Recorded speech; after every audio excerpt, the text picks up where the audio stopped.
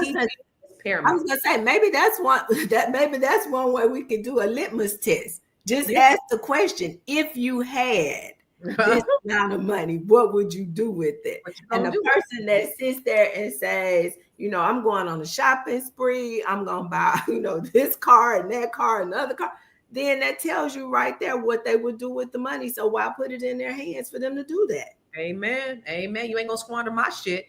So for you guys in the chat, and I want to go to the next video. We have one final video, but I do want to ask you, you got $50 million. What you doing? What you doing with your $50 million? All right.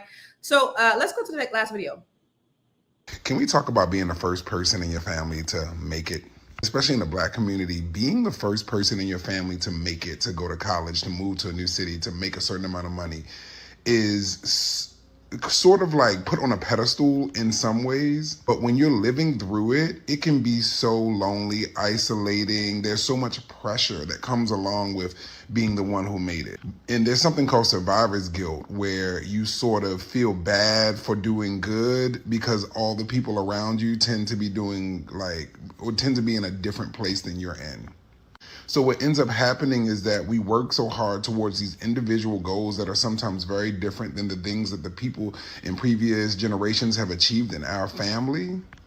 And we sort of can't keep our head above water because we're either putting time, energy, and money back into the family who may be dealing with other things. They may be in poverty or whatever the case may be.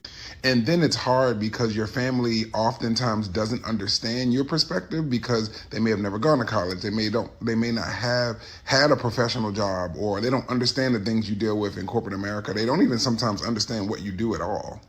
So what ends up happening is that you end up isolating and feeling alone, and you don't talk about what goes on because you feel like they don't understand. And then sometimes they only talk to you when they need things, or they downplay the things you go through, or they think you have more money than you do because you have a nice apartment, or you live in a city that is, popular or expensive. And I just think we need to have more conversations about this in the Black community, about how isolating it is when you set your child up to do great and to be better, but then they don't have the support structures to help them to remain in that position and to progress. I mean, it's the first generation money in my family, so you the person, you're the winner and the loser. You know what I'm saying? That's how it works when you in this first generation. There's nobody to teach you, nobody to tell you, it's that and the third.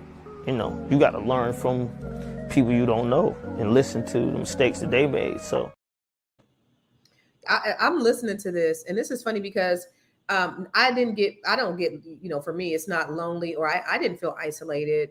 It's really funny because what it did is it gave me a false sense of love. So because it attracted people. And I'm like, everybody loves Constance Carter. And I remember this guy I used to deal with. He said, he was a leadership person, and he said, 80% of people like you, 20% of them don't, some other percent of them hate you, whatever. And I'm like, not true.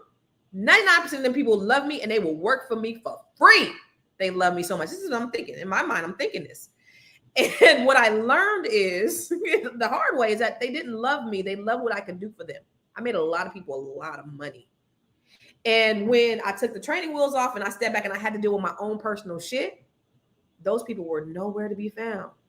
And that was a hard lesson for me, because I'm thinking they love me because I'm so generous and kind and loving and wonderful and all these great things. And I really love them and I want the best for them.